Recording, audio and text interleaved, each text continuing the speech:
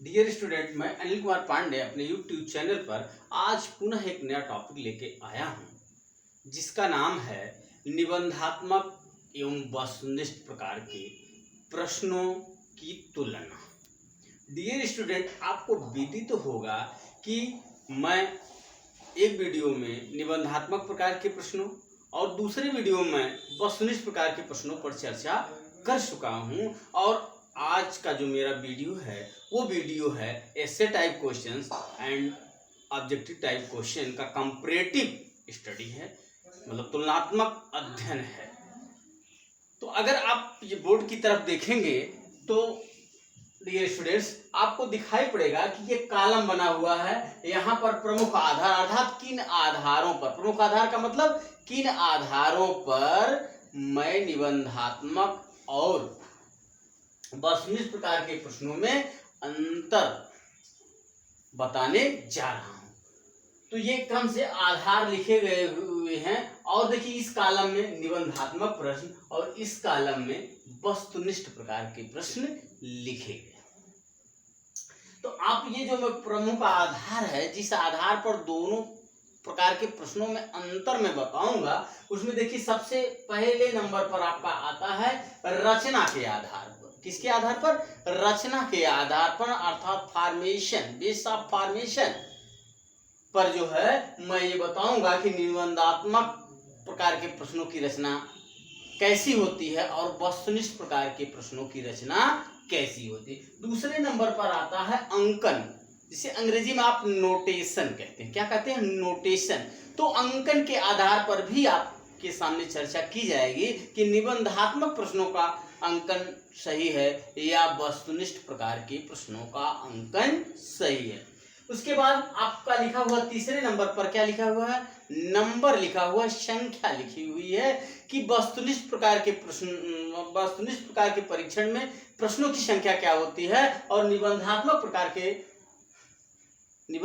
प्रकार के प्रश्नों में प्रश्नों की संख्या क्या होती, इस पर चर्चा की जाएगी। उसके बाद प्रशासन, एडमिनिस्ट्रेशन के आधार पर, बेस ऑफ एडमिनिस्ट्रेशन के आधार पर कंपैरेटिव स्टडी की जाएगी ऐसे type and objective type questions की।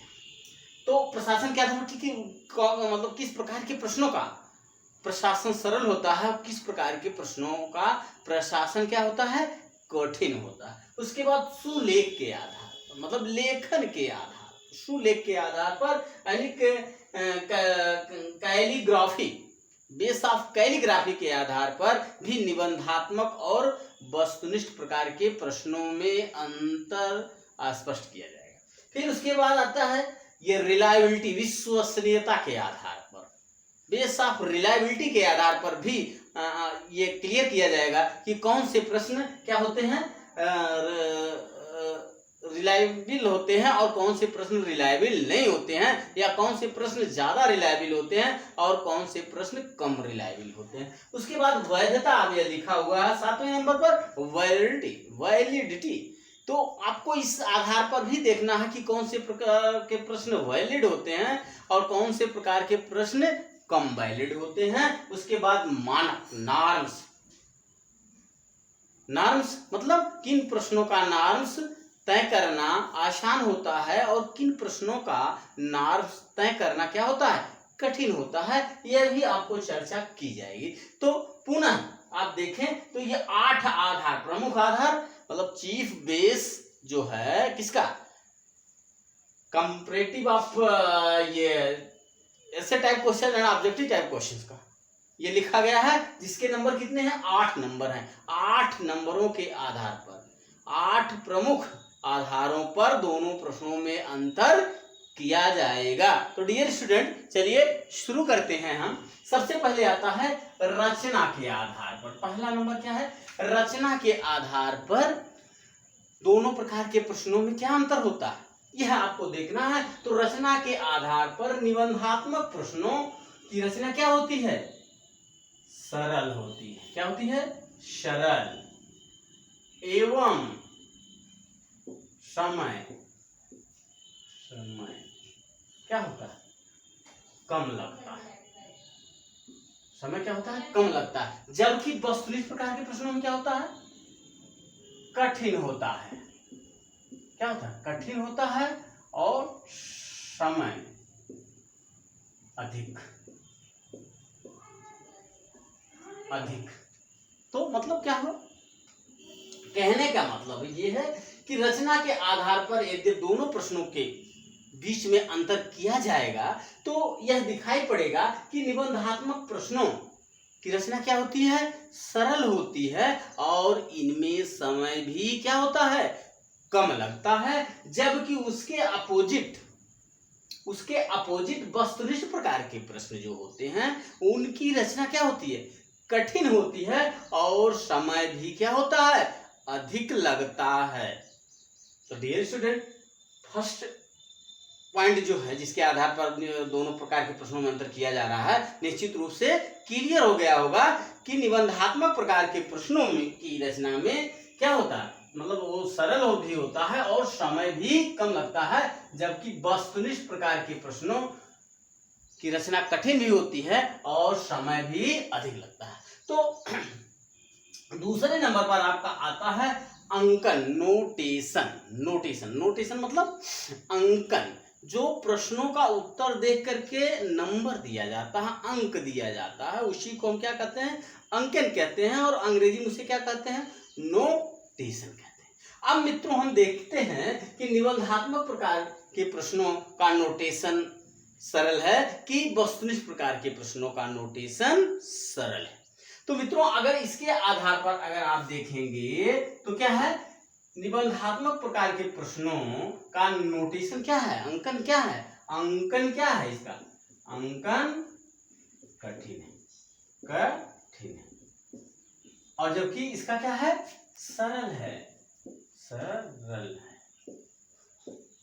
तो मतलब दूसरे पॉइंट के आधार पर अगर आप देखेंगे तो निश्चित रूप से स्पष्ट है और मैं स्पष्ट करना भी चाह रहा हूं कि अंकन के आधार पर निबंधात्मक प्रश्न क्या होते हैं, इनका अंकन करना क्या होता है, कठिन होता है और इसका अंकन केवल विषय विशेषज्ञ ही कर सकते हैं। जबकि वस्तुनिष्ठ प्रकार के प्रश्नों का अंकन क्या होता है, सरल होता है और इस प्रकार के प्रश्नों का अंकन विषय विशेषज्ञ ही नहीं, शिक्षण सहायक सामग्री जैसे कंप्यूटर के माध्यम से कोई भी कर सकता है।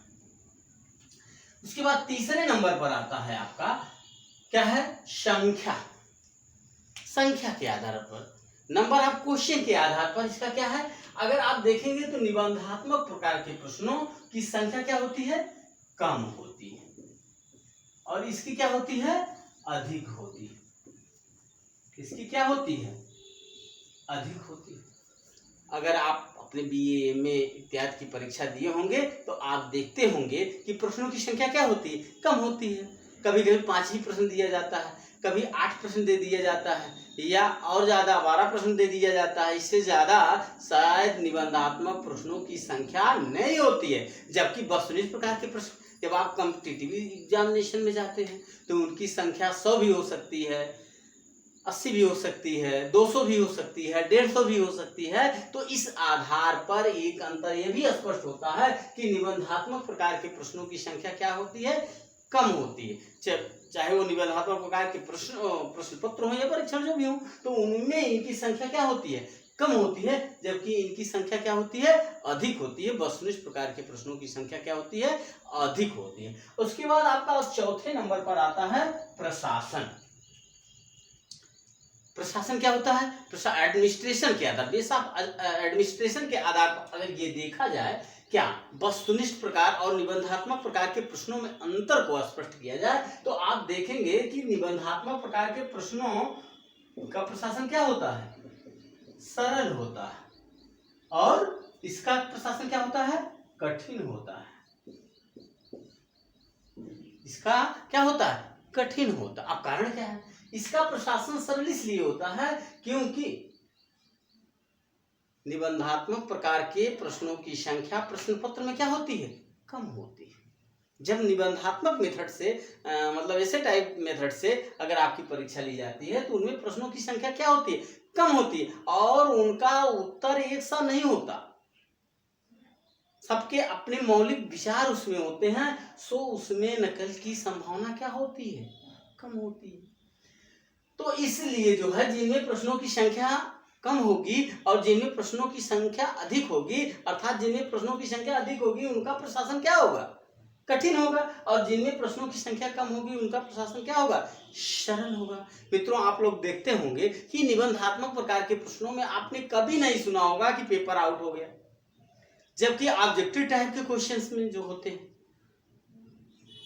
बार बार यह सोशल साइट पे आता है कि इस परीक्षा का प्रश्न पत्र आउट हो गया। जैसे अभी कई परीक्षाएं जैसे हुई, सुपर टेट हुआ, इसमें भी हुआ पेपर आउट है, उसका भी रेट है कोर्ट में। उसके बाद फिर उच्चतर शिक्षा आयोग का हुआ, उसमें भी हल्ला हुआ कि पेपर आउट है। तो इस तरह की तमाम प्रकार की परीक्षाएं जो निबंधात्मक ढंग से होती हैं उनके आउट होने की संभावना क्या होती है, ज्यादा होती है, उसमें नकल की संभावना क्या हो जाती है, ज्यादा होती है, इसलिए उनका प्रशासन क्या होता है, कठिन होता है, जबकि निबंधात्मक प्रकार के प्रश्नों का प्रशासन कठिन नहीं होता।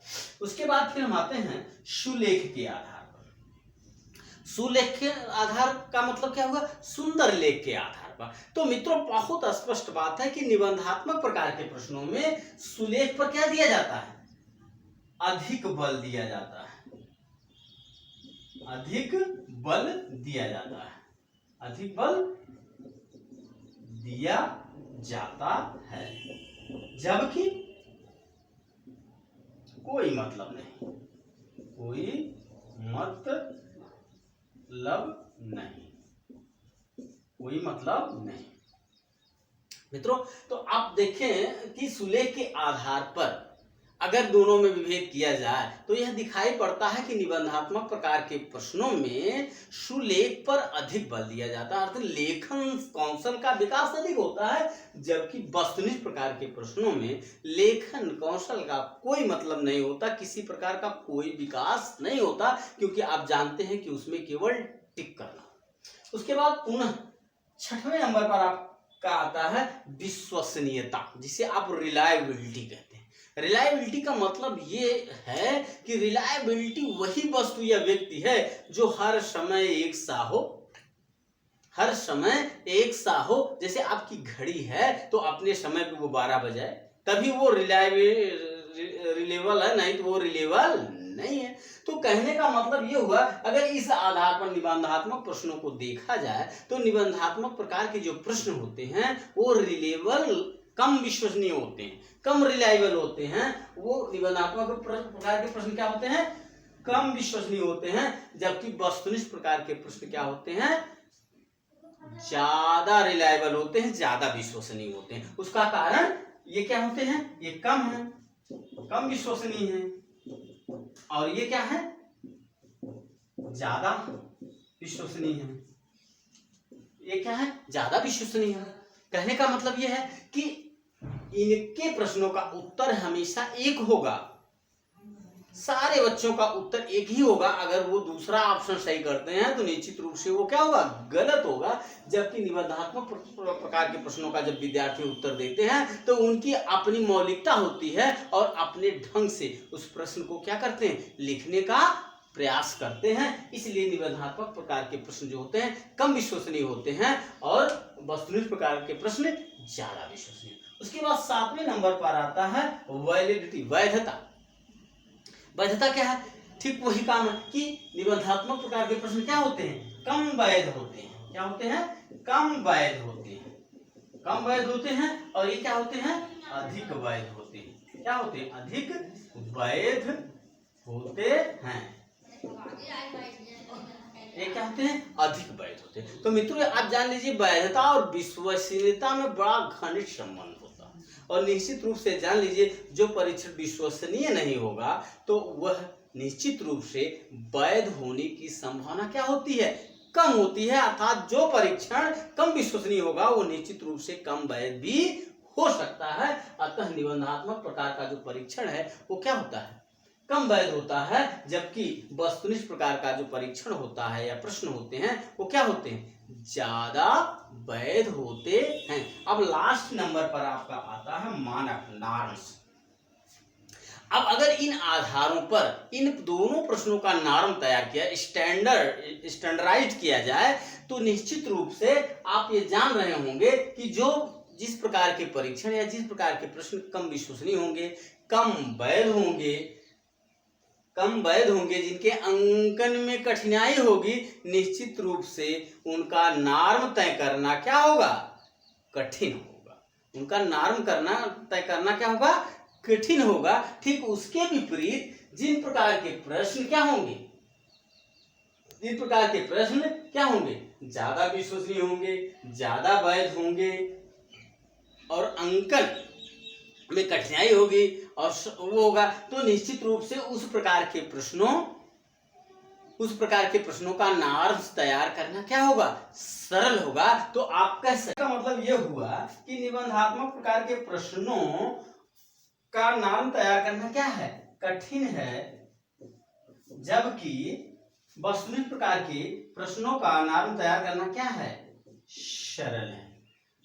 तो डियर स्टूडेंट, निश्चित रूप से जो 8 बिंदुओं को आधार मानकर निबंधात्मक एवं वस्तुनिष्ठ प्रकार के प्रश्नों पर चर्चा की है, दोनों में अंतर करने का प्रयास किया, अंतर बताने का प्रयास किया है। आई होप वो चीजें आप तक पहुंची जरूर होंगी। धन्यवाद। फिर अगली वीडियो।